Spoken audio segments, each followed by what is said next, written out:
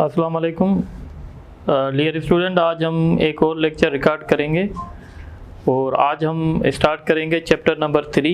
Chapter number 3 entry test point of view से बहुत important होता है, चाहे वो ई केट की टेस्ट हो या एम केट की।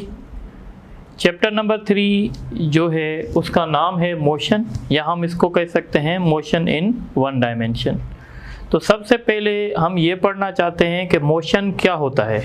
ठीक है, तो मोशन क्या है, व्हाट इज मोशन। तो हम कहते हैं if an object changes its position with respect to its surrounding then object is said to be motion.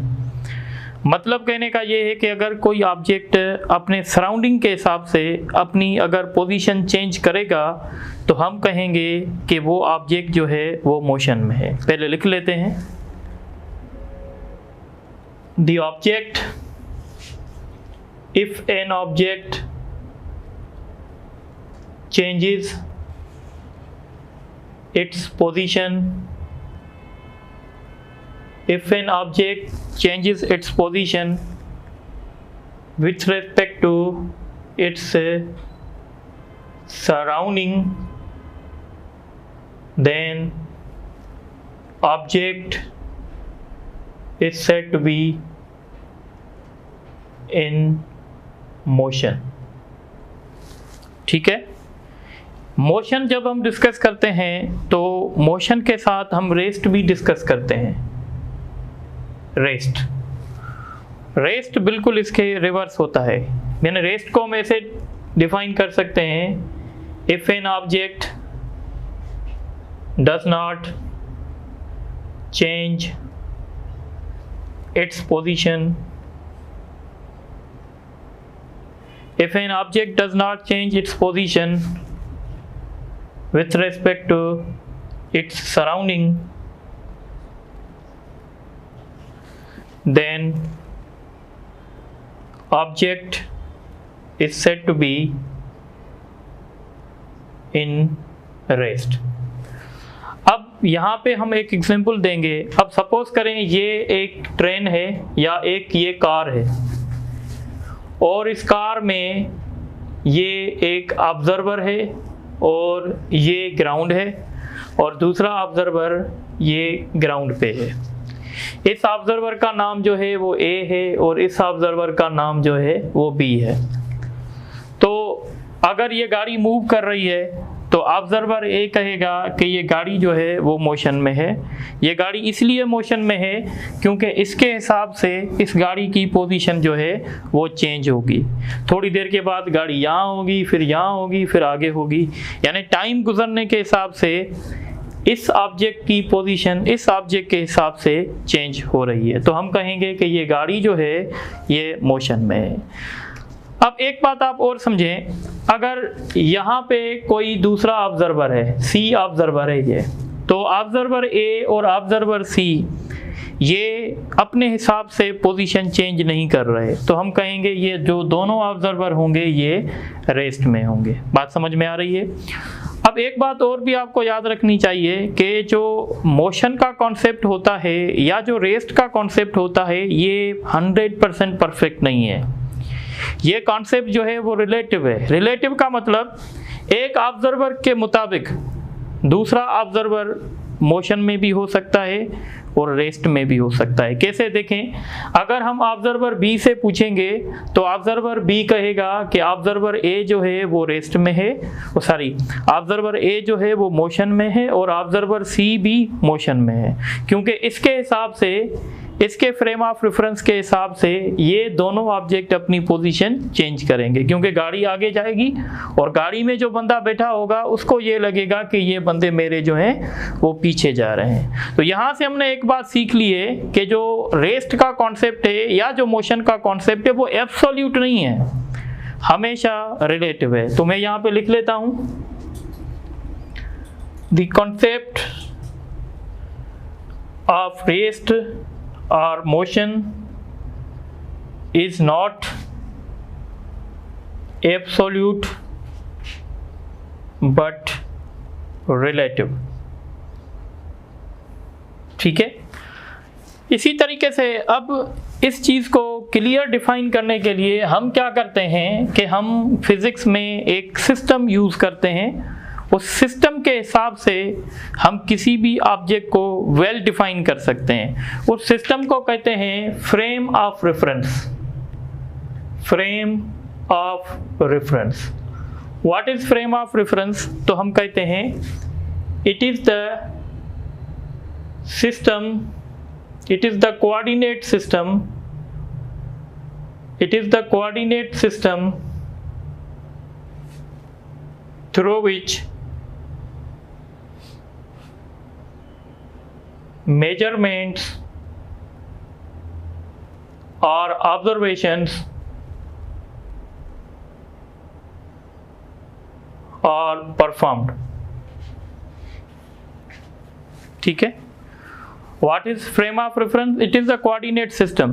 coordinate system है ये, और इस coordinate system के हिसाब से हम मेजरमेंट्स भी कर सकते हैं या हम ऑब्जर्वेशन भी कर सकते हैं। जैसे ये क्लास रूम है, मैं इस क्लास रूम में हूँ, तो ये जो क्लास रूम है मेरा, ये मेरे लिए फ्रेम ऑफ रेफरेंस है।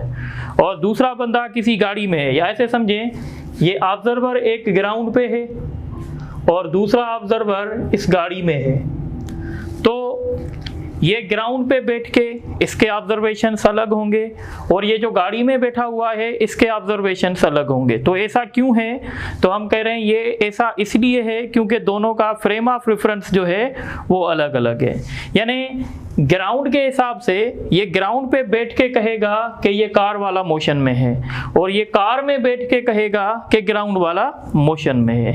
हमेशा जो ऑब्जर्वर होता है वो अपने आप को हमेशा वो स्टेशनरी कंसीडर करता है। अगर ये अपने आप को स्टेशनरी कंसीडर करेगा तो लाजमी है ये कहेगा कि ये मोशन में है। अगर ये अपने आप को स्टेशनरी कंसीडर करेगा तो ये कहेगा कि ये मोशन में है। तो इसलिए हम कहते हैं कि कोई भी ऑब्जर्वेशन आप डिफाइन कर रहे हो तो उसमें आप फ्रेम ऑफ रेफरेंस की हेल्प ले लो। अब बात क्लियर हो जाएगी। अगर हम कहेंगे कि जो बंदा ग्राउंड पे बैठा हुआ है, यानी ग्राउंड एक फ्रेम ऑफ रेफरेंस हुआ, उसके मुताबिक कार वाला बंदा जो है वो मोशन में है। इसी तरीके से जो बंदा गाड़ी में बैठा हुआ है, कार में बैठा हुआ है, उसके हिसाब से ग्राउंड वाला बंदा जो है वो मोशन में है। तो फ्रेम ऑफ रेफरेंस चेंज होगा तो हमारी ऑब्जर्वेशन भी डिफरेंट होगी। तो हमारी ऑब्जर्वेशन प्योरली डिपेंड करेगी फ्रेम ऑफ रेफरेंस में। और फिजिक्स में जो most commonly frame of reference use हम करते हैं उसको कहते हैं कार्टेशियन। इसको कहते हैं रेक्टेंगुलर कोऑर्डिनेट सिस्टम, या इसको कहते हैं Cartesian coordinate system. What is Cartesian या रेक्टेंगुलर कोऑर्डिनेट सिस्टम? तो आप सब ने फिजिक्स में देखा होगा, हम बार बार ये ड्रा करते हैं। वेक्टर्स में भी हमने ड्रा किया था, X axis, Y axis, Z axis. यानी कार्टेशियन कोऑर्डिनेट सिस्टम या रेक्टेंगुलर कोऑर्डिनेट सिस्टम क्या है? तो हम कहते हैं it is the set of 3 mutual perpendicular lines known as axis. यानी कार्टेशियन कोऑर्डिनेट सिस्टम क्या है? तो हम कहते हैं इस सिस्टम के पास 3 म्यूचुअल परपेंडिकुलर लाइंस होती हैं जिसको हम एक्सिस भी कहते हैं, और ये तीनों लाइंस तीनों एक्सिस एक कॉमन पॉइंट पे मीट करती हैं, और इन कॉमन पॉइंट को हम ओरिजिन कहते हैं। और ओरिजिन पे x का वैल्यू भी 0 होगा, y भी का वैल्यू भी 0 होगा, z का वैल्यू भी 0 होगा। अब सपोज करें कार्टेशियन कोऑर्डिनेट सिस्टम में हम किसी भी ऑब्जेक्ट की पोजीशन को मेंशन करना चाहते हैं। तो सपोज करें ये हमारा ऑब्जेक्ट P है, तो इसकी पोजीशन को मेंशन करने के लिए हम चैप्टर 2 में एक वेक्टर भी पढ़ के आए हैं जिसको कहते हैं पोजीशन वेक्टर। तो हम क्या करेंगे, यहाँ से एक वेक्टर ड्रा करेंगे इसी पॉइंट पे, और हम इस वेक्टर को कहेंगे कि ये हमारा पोजीशन वेक्टर है R। और ये R पोजीशन वेक्टर क्या कर रहा है? तो हम कह रहे हैं ये पॉइंट P की पोजीशन को रिप्रेजेंट कर रहा है। तो सबसे पहले हम लिखेंगे कि रेक्टेंगुलर कोऑर्डिनेट सिस्टम क्या होता है। तो हम कहेंगे it is the set of 3 mutual perpendicular lines, इनको क्या कहेंगे? known as axis. ठीक है, the position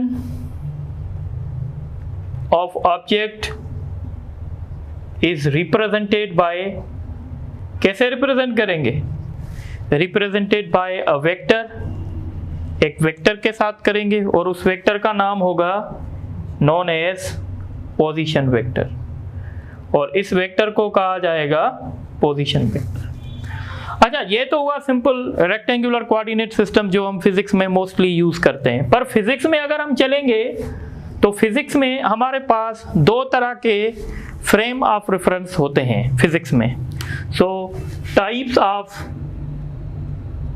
frame of reference, तो बेसिकली ये जो टॉपिक्स मैं आपसे डिस्कस कर रहा हूँ ये फेडरल के बुक में हैं, पर हमारे टेक्स्ट बुक में नहीं है। हम ये सारी टॉपिक्स चैप्टर नंबर 17 में पढ़ते हैं इंटर में, पर मैं यहाँ पे आपको समझा देता हूँ क्योंकि MCQs यहाँ से बनते हैं।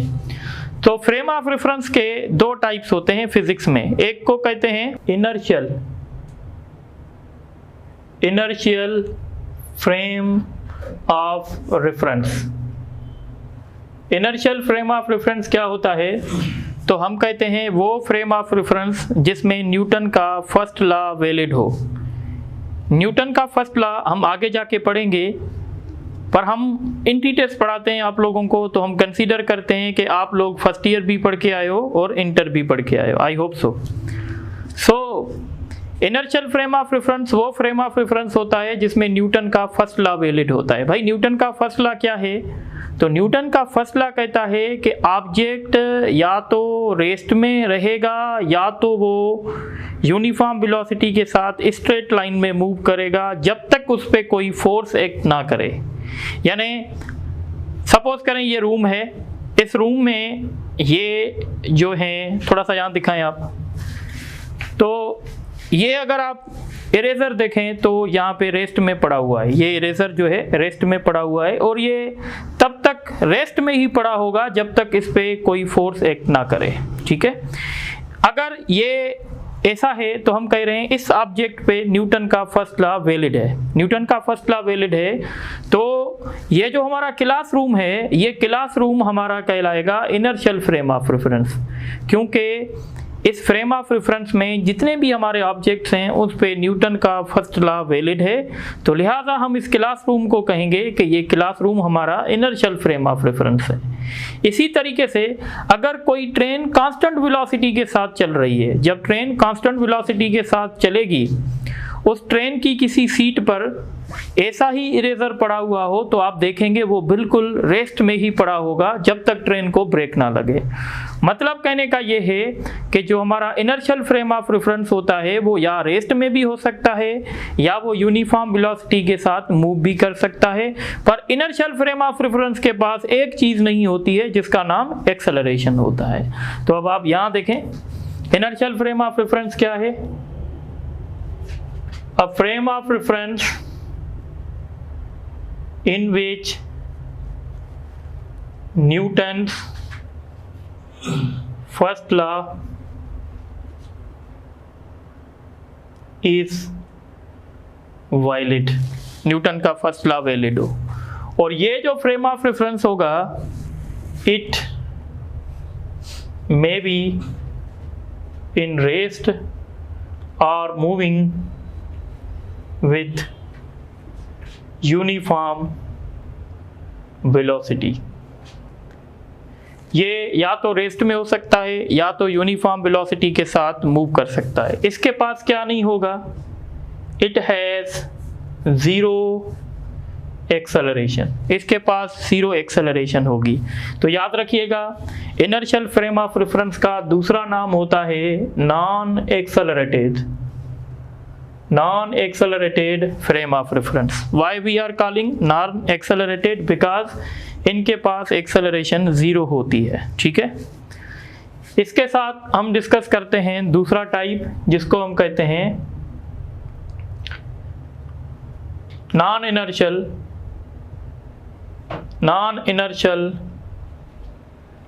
frame of reference, या इसको हम कहेंगे एक्सेलरेटेड फ्रेम ऑफ रेफरेंस।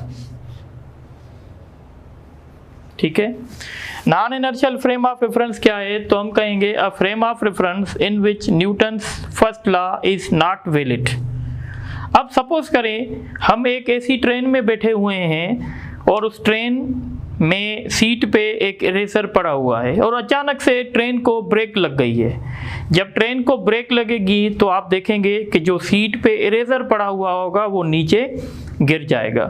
जब वो इरेजर नीचे गिर गया इसका मतलब है उस इरेजर पे न्यूटन का फर्स्ट लॉ वैलिड नहीं था, क्योंकि इरेजर पे कोई भी फोर्स नहीं लगा और विदाउट एप्लीकेशन ऑफ फोर्स वो इरेजर गिर चुका है। तो हम कहेंगे ये इरेजर जो था वो एक ऐसी ट्रेन में है जो एक एग्जाम्पल है non inertial frame of reference का। ठीक है। तो non inertial frame of reference क्या है? तो हम कहेंगे a frame of reference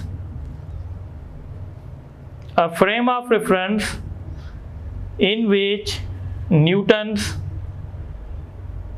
first law is not valid। और इस फ्रेम ऑफ रेफरेंस के पास कुछ ना कुछ एक्सेलरेशन होगी। सो मैं लिखूंगा it is also known as accelerated frame of reference, यानी इस फ्रेम ऑफ रेफरेंस के पास कुछ ना कुछ एक्सेलरेशन होगी। तो आप इनको नोट कर लें, फिर आगे डिस्कस करते हैं।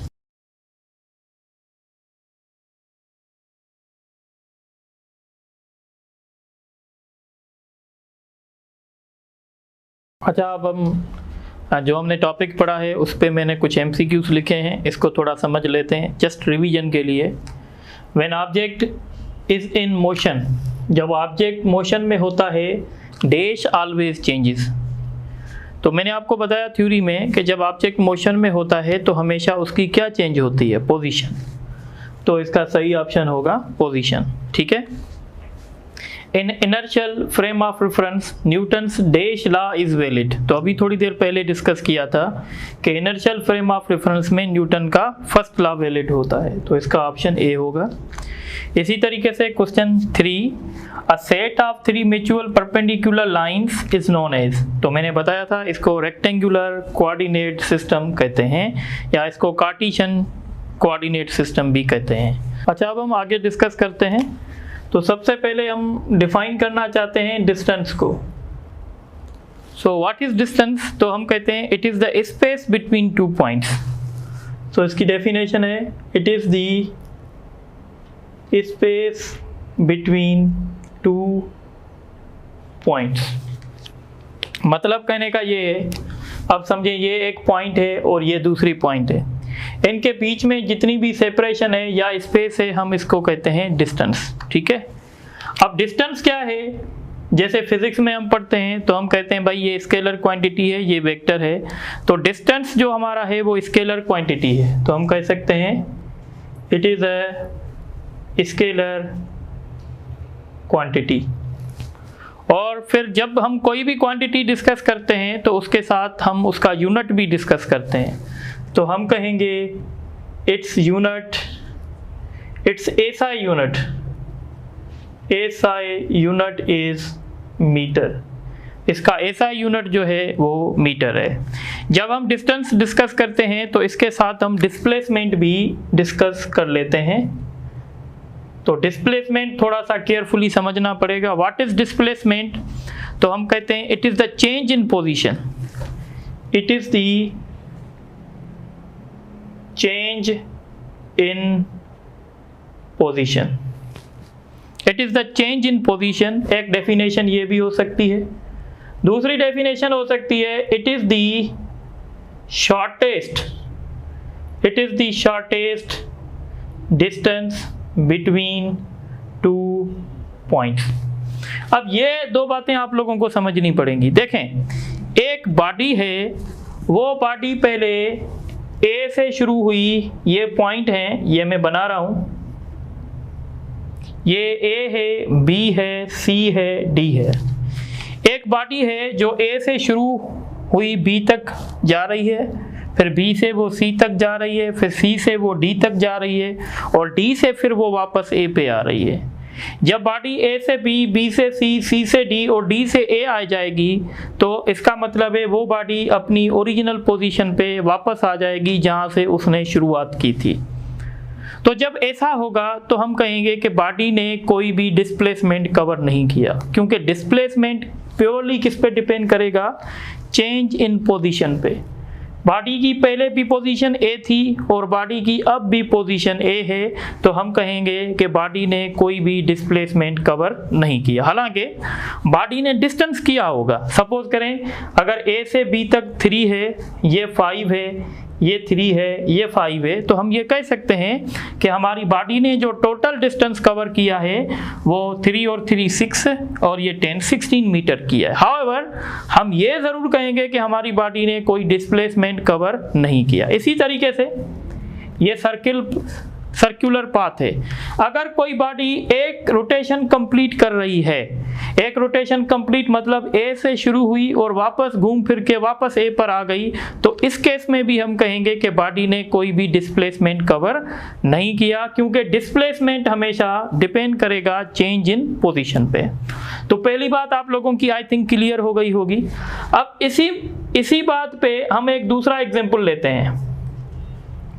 अब दूसरा एग्जाम्पल हम ये लेते हैं कि ये ए है, ये बी है, ये सी है, ये डी है। बॉडी ए से बी तक 4 है और बी से सी तक 3 है।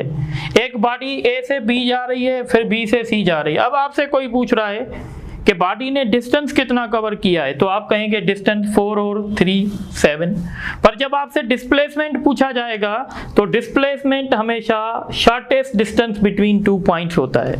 तो ये जो पॉइंट है ये शॉर्टेस्ट डिस्टेंस है, तो इसलिए हम कहेंगे, और इस पे ये राइट एंगल ट्राइंगल बन गया है। जब हम इसको सॉल्व करेंगे तो हमारा रिजल्ट 5 आएगा और हम कहेंगे कि हमारी बॉडी ने जो डिस्प्लेसमेंट कवर किया है वो 5 किया है। तो आई थिंक आपकी ये दोनों डेफिनेशन क्लियर हो गई होंगी कि हम डिस्प्लेसमेंट को कैसे एक्सप्लेन कर सकते हैं। एक बात और भी याद रखेंगे कि it is a vector quantity. Vector quantity मतलब जब हम डिस्प्लेसमेंट के लिए सॉल्यूशन करेंगे तो हम मैग्नीट्यूड भी देखेंगे और साथ ही साथ हम उसका डायरेक्शन भी देखेंगे। जैसे अगर मैं कहूँ एक बॉडी ने 3 मीटर ईस्ट में मूव किया और फिर कहूँ उसी बॉडी ने अब 3 मीटर वेस्ट में मूव किया, तो टोटल डिस्प्लेसमेंट कितना होगा, तो हम कहेंगे ये वेक्टर इस वेक्टर का अपोजिट वेक्टर है, तो हम कहेंगे बॉडी ने नेट डिस्प्लेसमेंट जो है वो 0 किया हुआ है। तो हम ऐसे भी डिस्कस कर सकते हैं।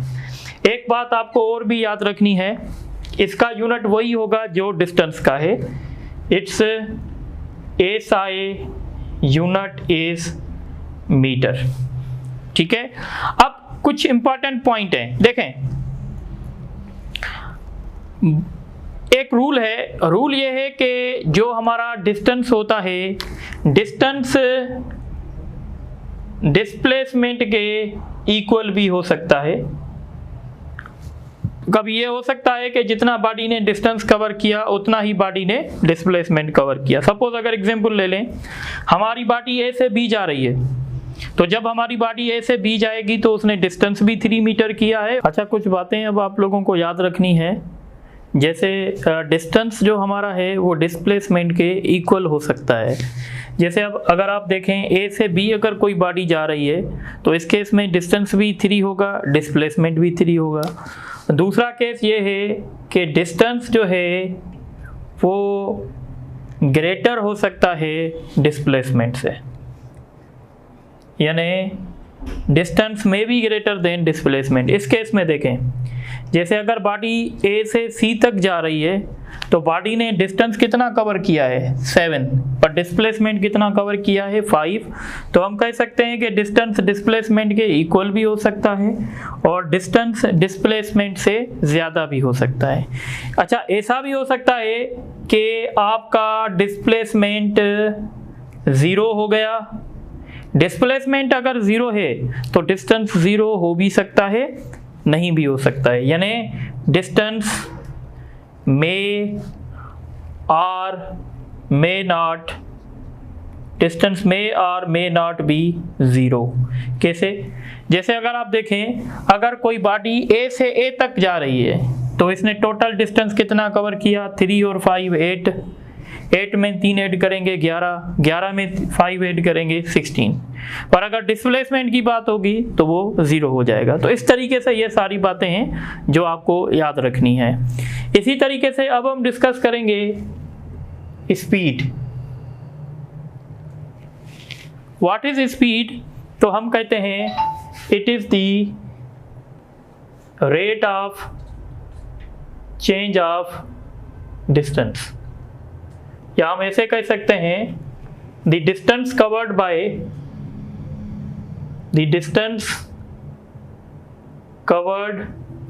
body, the distance covered by body in 1 second, the distance covered by body in 1 second, या distance covered by body per unit time, हम ऐसे भी कह सकते हैं। या हम सिंपली इसको ऐसे भी कह सकते हैं the rate of change of distance, ऐसे भी कह सकते हैं। ठीक है, अगर स्पीड आप देखेंगे तो स्पीड को हम v से शो करते हैं और ये होता है s/t। s means distance, t means time.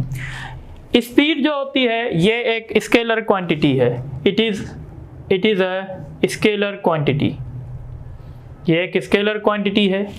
इसका यूनिट अगर आप देखेंगे तो इसका यूनिट मीटर पर सेकंड होगा। ठीक है, और एक बात आपको यह याद रखनी है कि स्पीड हमेशा पॉजिटिव होती है। ठीक, स्पीड कभी भी नेगेटिव नहीं हो सकती, स्पीड इज ऑलवेज पॉजिटिव और may be 0।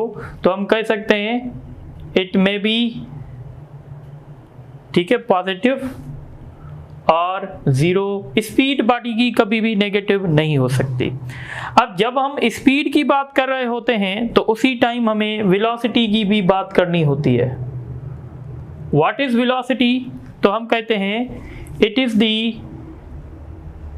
Rate of change of position, it is the rate of change of position is called velocity. Rate of change of position with respect to time भी कह सकते हैं, the rate of change of position is called velocity. यानी velocity का formula होगा delta R by delta T. Delta R क्या है? Change in position, और डेल्टा टी क्या है? टाइम टेकन, या सिंपल हम कहते हैं rate of change of position. अब इंट्री टेस्ट में कभी कभी क्वेश्चन आता है change in position is called, तो चेंज इन पोजीशन को हम डिस्प्लेसमेंट कहते हैं, पर उसी के साथ अगर लगा होता है rate of change of position तो हम उसको फिर वेलोसिटी कहते हैं। वेलोसिटी का यूनिट भी मीटर पर सेकंड होगा, और वेलोसिटी जो हमारी है ये वेक्टर क्वांटिटी है, it is a vector quantity. Velocity के न्यूमेरिकल्स जब भी हम करेंगे तो हम मैग्नीट्यूड भी देखेंगे और डायरेक्शन भी देखेंगे। देखें, कभी कभी ऐसे होता है कि बॉडी की वेलोसिटी 0 होती है, एक जर्नी हम कर रहे हैं और उस जर्नी में बॉडी की वेलोसिटी 0 हो गई, पर बॉडी की स्पीड 0 हो भी सकती है, नहीं भी हो सकती है। मसलन आप देखें, अगर कोई बॉडी ए से बी तक जा रही है, फिर बी से सी तक जा रही है, फिर सी से डी तक जा रही है, फिर डी से ए तक आ रही है, और ये बॉडी सपोज करें 10 सेकंड में ये ए से ए तक आ रही है, तो जब ऐसा होगा तो हम कहेंगे जब बॉडी ए से ए तक वापस आ रही है तो इस दौरान बॉडी की जो टोटल स्पीड है वो 0 है, और सॉरी जो टोटल वेलोसिटी बॉडी की है ए से ए तक वो 0 है। वो इसलिए 0 है क्योंकि जब बॉडी ए से वापस ए तक आ गई तो चेंज इन पोजीशन 0 हो जाएगा। जब चेंज इन पोजीशन 0 होगा तो हम कहेंगे बॉडी की वेलोसिटी भी 0 होगी। पर अगर आप इस केस में स्पीड निकालना चाहें तो बॉडी की स्पीड 0 नहीं हो सकती, क्योंकि आपके पास डिस्टेंस है, आप टाइम से डिवाइड करेंगे तो आपको जो है वो स्पीड मिल जाएगी। तो अब हम कुछ बेसिक से एमसीक्यूज करेंगे, फिर हम आगे वेलोसिटी के टाइप्स भी डिस्कस करेंगे। तो अब देखें यहाँ पर the change in position is called, the change in position is called option A displacement, option B velocity option C, speed option D, distance.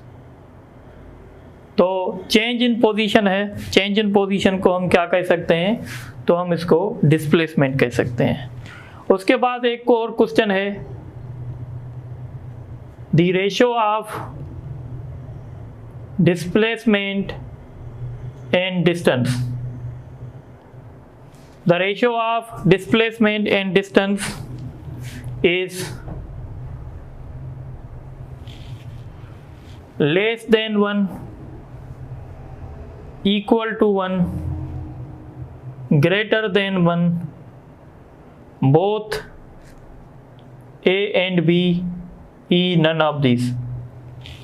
तो अब आपसे पूछ रहा है कि रेशो, तो जब जैसे मैंने आप लोगों को बताया कि डिस्प्लेसमेंट जो है वो कभी कभी डिस्टेंस के बराबर भी हो सकता है, तो जब डिस्प्लेसमेंट और डिस्टेंस आपस में बराबर होंगे, इस केस में जो रेशो बनेगा वो 1 बनेगा। पर आप जानते हैं कि डिस्प्लेसमेंट कभी कभी ऐसे भी हो सकता है कि डिस्प्लेसमेंट कम हो सकता है और डिस्टेंस हमेशा ज़्यादा होगा, इस केस में वो लेस देन 1 भी हो सकता है। तो इसका बेस्ट ऑप्शन ये होगा कि ये लेस देन 1 भी हो सकता है या इक्वल टू 1 भी हो सकता है। तो इसका राइट ऑप्शन क्या होगा, इसका राइट ऑप्शन जो है वो डी होगा। इसी तरीके से हम एक और क्वेश्चन करते हैं, इस क्वेश्चन को थोड़ा सा समझिएगा। A body moves along a circular path of radius r and completes half rotation find its distance and displacement। ठीक है, ऑप्शन है 2r 2πr, ऑप्शन बी है πr 2r, ऑप्शन सी है 2πr 2r, ऑप्शन डी है none of these. तो अब ये बिल्कुल टेक्निकल क्वेश्चन है। देखें, ये एक सर्कुलर पाथ है और बॉडी ने हाफ रोटेशन कंप्लीट किया है। हाफ रोटेशन मतलब अगर हम यहाँ से शुरू हों तो यहाँ तक। जब पूरी साइकिल कंप्लीट होती है तो डिस्टेंस होता है 2πr सर्कुलर पाथ पे, जिसको हम सरकमफ्रेंस कहते हैं। बहरहाल जब पूरी साइकिल कंप्लीट होगी तो जो हमारा डिस्टेंस होगा, ये डिस्टेंस है, वो 2πr होगा। और डिस्प्लेसमेंट जो है पूरी साइकिल में आपको पता है डिस्प्लेसमेंट जो है वो 0 होगा पूरी साइकिल में।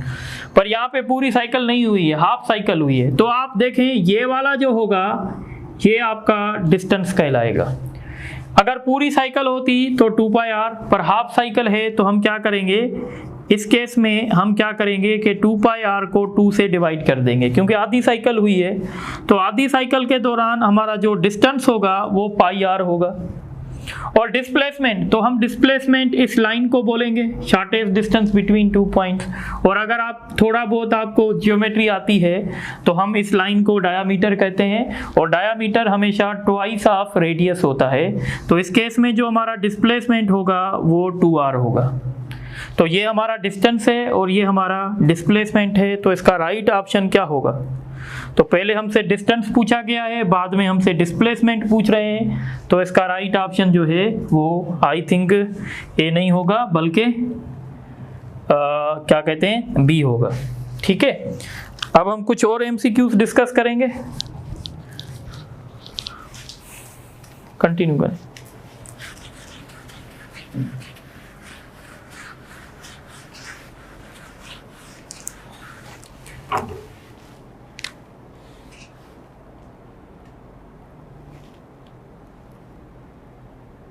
कंटिन्यू है। अच्छा, अब हम एक एमसीक्यूज और डिस्कस कर रहे हैं। ठीक है, ये थोड़ा सा देखिएगा केयरफुली, थोड़ा सा टेक्निकल है। A boy moves along a circular path of radius r and makes 1/4 trip. Find his distance and displacement, ठीक है। एंड मेक्स 1/4 राउंड लिख लें, ट्रिप क्लियर नहीं होगा, राउंड लिख लें। इसके ऑप्शंस में लिख लेता हूं पाई आर 2r, दूसरा ऑप्शन लिखता हूं पाई r अपॉन 2r, तीसरा ऑप्शन लिखता हूं pi r upon 2 square root 2r, और एक ऑप्शन लिखता हूं 2r इंटू r। अब देखें क्वेश्चन बता रहा है a boy moves along the circular path of radius r, radius जो सर्कुलर पाथ का है वो r है, ठीक है, ये r ये ठीक है रेडियस कहलाएगा। और इसने 1/4 यानी अगर ये यहाँ से शुरू हुआ है तो यहाँ तक इसने किया है। इसका मतलब है जब हम डिस्टेंस निकालेंगे तो डिस्टेंस निकालना बहुत आसान है, क्योंकि पूरी साइकिल के दौरान डिस्टेंस होता है 2πr, पर इसने उस साइकिल का 1/4 किया है, यानी हम इसको 4 से डिवाइड कर देंगे तो डिस्टेंस हमें मिलेगा पाई r अपॉन 2, डिस्टेंस तो फाइंड हो गया। अब नेक्स्ट स्टेप है डिस्प्लेसमेंट। तो डिस्प्लेसमेंट किसको कहते हैं? शॉर्टेस्ट डिस्टेंस को। तो अगर आप ये लाइन देखेंगे तो ये शॉर्टेस्ट डिस्टेंस होगा, ये सेंटर से लेकर बाहर तक ये भी रेडियस होगा, ये भी रेडियस होगा, और ये राइट एंगल ट्राइंगल बन गया है। तो हम कैसे मिलेगा हमें r square plus r square. तो r square plus r square क्या होगा? 2r स्क्वायर, 2 का स्क्वायर रूट नहीं निकलेगा तो स्क्वायर रूट 2 और r, तो इसका राइट ऑप्शन जो है वो C होगा इसका। इसी तरीके से हम एक और क्वेश्चन करते हैं।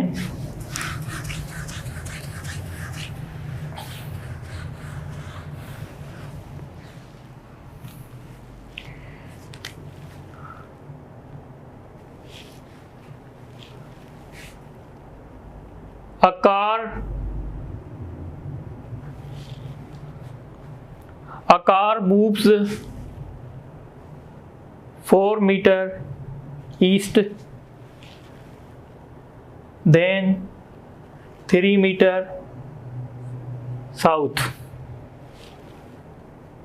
The total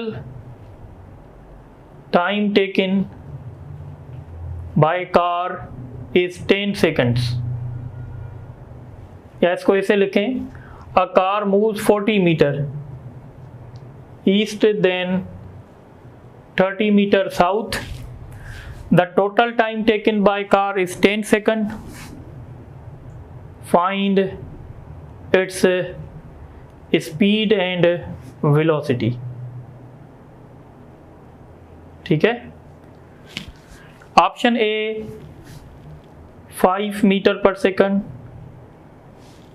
option B 5 metre पर सेकंड 10 मीटर पर सेकंड, ऑप्शन बी 10 मीटर पर सेकंड 5 मीटर पर सेकंड, ऑप्शन सी 7 मीटर पर सेकंड 10 मीटर पर सेकंड, ऑप्शन डी 7 मीटर पर सेकंड 5 मीटर पर सेकंड।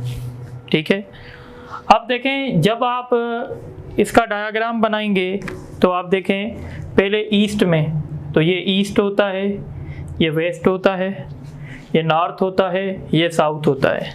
तो पहले जो आपकी कार है वो 40 मीटर ईस्ट में ट्रेवल कर रही है, तो ये 40 मीटर ईस्ट हो गया। उसके बाद 30 मीटर साउथ, तो साउथ नीचे होता है, ये 30 मीटर हो गया। जब आप स्पीड निकालेंगे तो स्पीड में आपको चाहिए टोटल डिस्टेंस। स्पीड कैसे मिलेगी? स्पीड मिलेगी टोटल डिस्टेंस। तो टोटल डिस्टेंस कितना हुआ? 40 और 30 70। और इस दौरान टाइम कितना लिया है गाड़ी ने? टाइम लिया है 10 सेकंड। तो आप 10 से डिवाइड करेंगे तो ये 7 मीटर पर सेकंड हो जाएगा। 7 मीटर पर सेकंड गाड़ी की क्या हुई, स्पीड हुई। पर जब आप वेलोसिटी निकालेंगे तो वेलोसिटी निकालने के लिए आपको डिस्प्लेसमेंट चाहिए, और displacement is the shortest distance. तो अगर आप ये निकालेंगे तो ये आपका 50 आएगा पाइथागोरस थ्योरम से। आप क्या करेंगे, 30 का स्क्वायर करेंगे, 40 का स्क्वायर करेंगे, इसको सॉल्व करेंगे तो ये होगा, और इसको फर्दर सॉल्व करेंगे तो 50। तो जब आपको वेलोसिटी मिले तो वेलोसिटी डिस्प्लेसमेंट होता है, तो डिस्प्लेसमेंट कितना है 50 और टाइम कितना है 10, तो आप इसको डिवाइड कर देंगे तो ये 5 मीटर पर सेकंड आएगा। तो इसका राइट चॉइस जो होगा वो डी होगा। ठीक है, तो आप ये नोट कर लें, तो फिर आगे कुछ डिस्कस करते हैं।